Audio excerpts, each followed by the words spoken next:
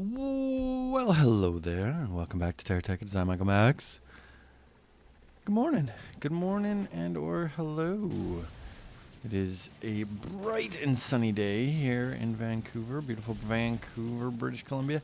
And I have to tell you, it is still hot. Oh my God. Record heat wave or what? It's killer, man. It's killer. It's hard, especially when your laptop runs hot. We re-thermal pasted it and everything, and it's still thermal throttling a little bit. So I undervolted it, and that seems to be better, a little bit better, a little bit. But yeah, we'll continue. We'll continue working with it and figuring something out. I might have to make a cool plate for it to sit on, something that will help keep the air around it cool. It's just this room that I'm in is just too hot. It's a south-facing room, so that the sun just bakes the wall, and it's all concrete. The building's concrete. So it heats up and it does not let go.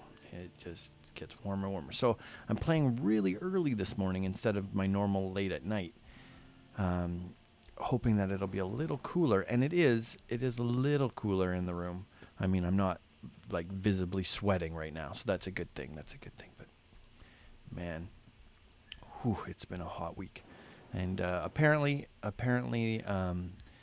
Richmond, which is just to the south of Vancouver, it has a large nature bog preserve sort of thing. It's a huge bog, and it's on fire and has been for 4 days now. And they can't put it out because it's basically a crust. It's a crust of plant matter and boggy like substance that's a little bit, that normally is damp, that the birds maneuver in and out, and with a layer of swamp water underneath, and decaying plant matter that then becomes off-gassy. And then so now it's so dry and hot that it in fact is it's dried out, so it lights on fire and won't stop going on fire. And then the methane or methane underneath is causing quite a bit of problems, because it's a little explosive. So the firefighters can't quite get in to do anything about it. They're doing their best, just trying to cool it down, and we have seaplanes dropping water on it, which is great fun and all that. But yeah, so the air quality is not what you would call stupendous here right now. It's pretty I'm not gonna say stinky. It's not quite like campfire smell. It's different. If you've ever been to the Philippines, it's more like that, where they're doing like a controlled burn for sugarcane. That's what it kind of smells like. It smells like controlled burning for sugarcane. It's interesting. It is interesting, but it's it's hard because I can feel it in my throat. My throat is actually a little sore, and you don't want to take your dogs or your kids outside for too long. Oh, okay. Oh, this is going to be a lot of fun here. Back up. Back up. Don't do this to me, buddy. Don't.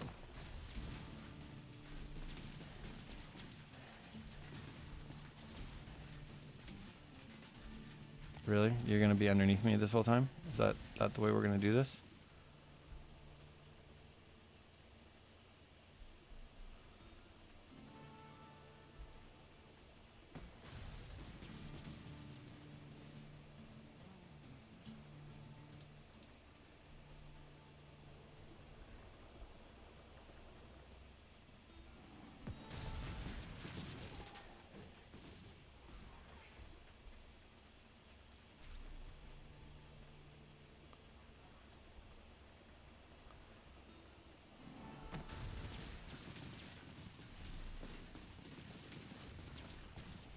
I'm glad they don't give them a little bit of immunity when they first drop.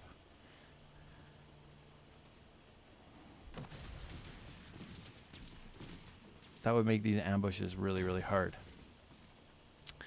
I've been thinking long and hard, and I was thinking that I would make another TerraTech Let's Talk episode about this subject, but someone asked nicely if I could talk about different weapon sets, and I think you can't really talk about new weapon sets if you don't talk about maybe the new classes that are coming, and I think the new classes hopefully are coming, especially a class that's based around new technologies and fancy, like the futuristic, super experimental dudes. And I'm excited in that I think the only kind of weapons we haven't seen yet are teleport weapons, and so I wanted to talk about teleport weapons with you guys. They're a good idea. They're a great idea.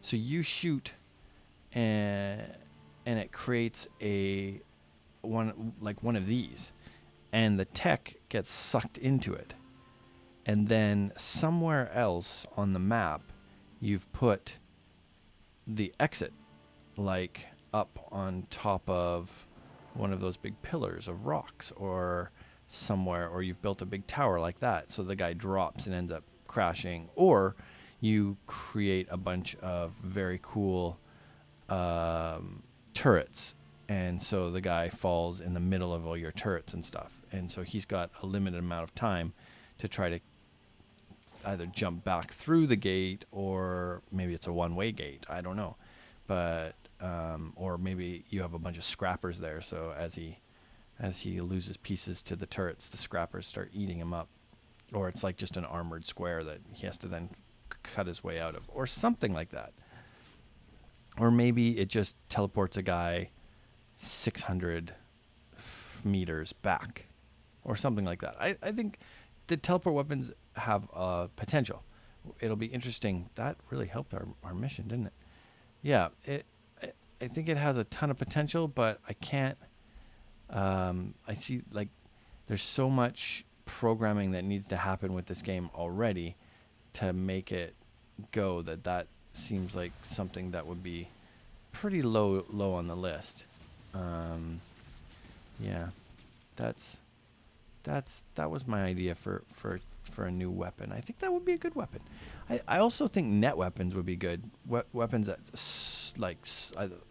now it could be a net weapon for one faction while being a slow weapon for a freeze weapon, ice weapons that freeze maybe the ground to make it really, really hard for techs to go around on. I mean, we already have ice in the game, and we already have flamethrowers in the game, so why not ice? I also think it might be interesting to add heat as to weapons. That's what could help you. Right now as a tech, this just shows that I've played a lot of BattleTech lately, but unlimited weapons that we can keep firing and firing and firing, there's very little strategy in it. I like the idea of weapons causing heat, but I guess they've tied it into the reloads times. Like, these missiles take a certain amount of time to reload, and that's just what it is.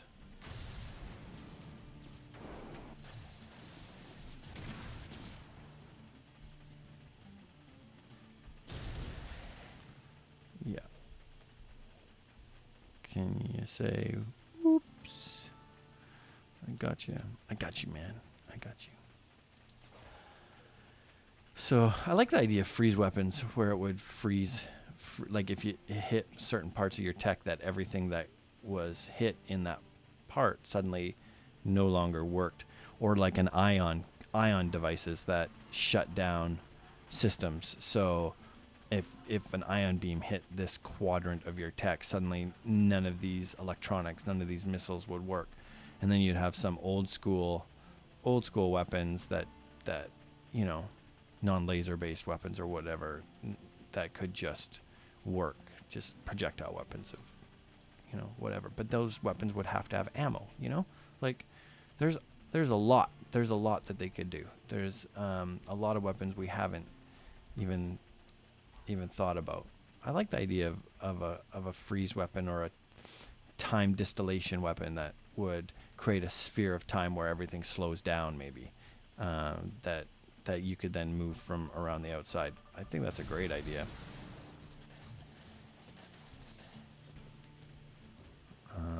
What do you guys think of those kind of weapons? I also have been thinking, and should I make a full episode about this? No, we're just going to talk about it because that's what we do. We just talk. Well, we just wander around and do things. We just talk, which is, kind of our thing. Now while we're waiting for the game to patch. Anyway, I think I figured out a way for them to fix the story, to give it a story. I think you arena it.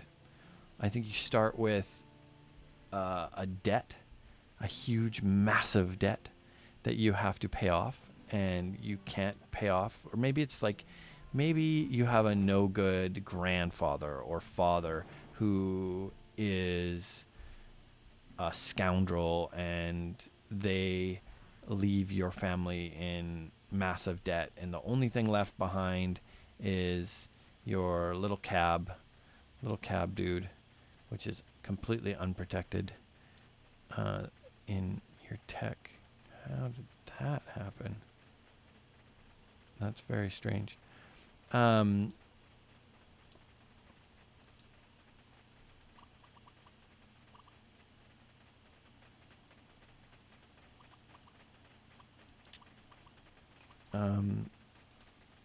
I like it there. I like it like that.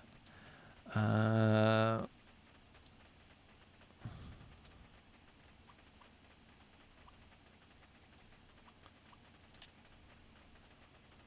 think there's anything wrong with that.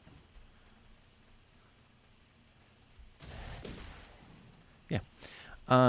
So you're poor. You're super poor, and to fix things, you have to make enough money to get your family out of debt and get your family members out of debt. And the members could become your AIs. Like like AIs, maybe you're a computer family. Maybe you're a family of AIs and all of those things. I think that would be very cool if, so for every family member you're able to pull out of Hawk, you could then use them as an AI in the game, and you continue on.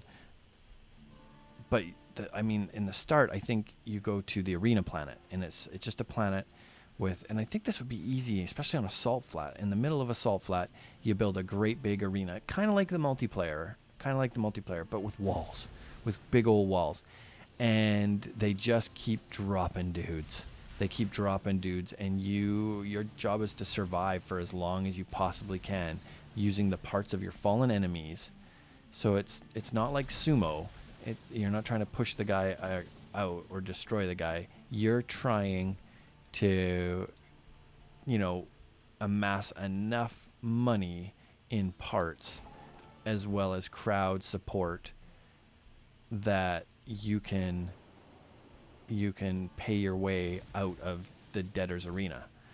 And then once you're out of debtor's arena, then you're going to have to go onto a planet, any planet, and find odd jobs. I could have just done that, I suppose. But you're going to have to find odd jobs or whatever on a unlicensed planet so that you can afford to then license a lesser used planet that has less competition. Maybe try to get your own planet for your family to start working again, or maybe buy back the planet that your family has been working for years that has been taken by a hostile bank or whatever. And then your course is set. You move from planet to planet, trying to get certain parts or certain amounts of resources to build up your family's empire again, to become, you know, the super family that you need to be. What do you guys think? What do you guys think? I think that could do it. That could provide enough storyline and adventure and interest that I think people would be excited about it. I think it would be fun. I think it would be neat to see people make family crests that they can put onto the side of techs or buildings or walls or whatever, or have a star map that starts with the arena planet, the inner planet, and then your planet is way out there, so you can't actually zip all the way out there. You have to actually hop from planet to planet because you can't afford the fuel to get to your planet or the jump gate or whatever technology, whatever. You know what I'm saying? Like that. I there's so much room for storyline that it would surprise me if they decided not to do it. I really want them to. I really hope that they do, because this game can be so awesome, so great with just a little bit of storytelling. Interceptor. I really want an interceptor. There he is. Okay, so we're down to one of those. Only one of those left. That's good. That's good. And some of those. Lots of missiles, of course. Well, let's set that up. Missiles, eh? 4 of those, please.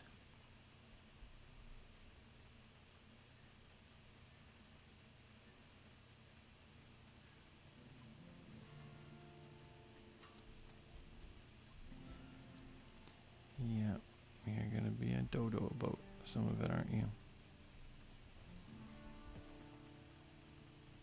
Wow, he's he's in a rough way. Let us. Did you actually send anybody? Of course you didn't. 'Cause you don't listen. Send them. Like, do I have to just, I don't know, if I cut that to there, it gets rid of a lot of them.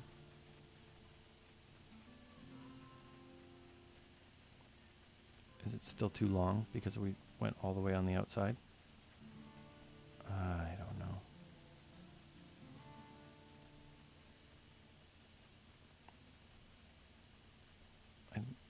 I don't think I put enough. I didn't. I'd have to have one more distance between these, or like straighten that out and move all these back. I don't want to do that. I don't want to do that. So it's these two still. For some reason, pomegranates and Carbius are a problem for some reason. Just is what it is. It is what it is, but that's all the time I have for today. I'm Michael Max. Hopefully you guys liked our musings today. I hope someone somewhere hears our cries and talks their way through with the people in charge. That kind of stuff should be pretty easy to implement.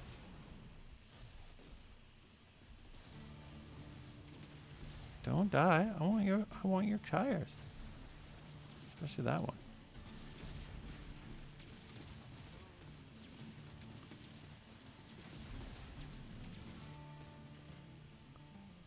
Wow.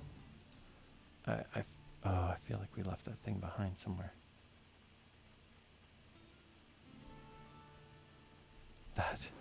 That was a lot of parts.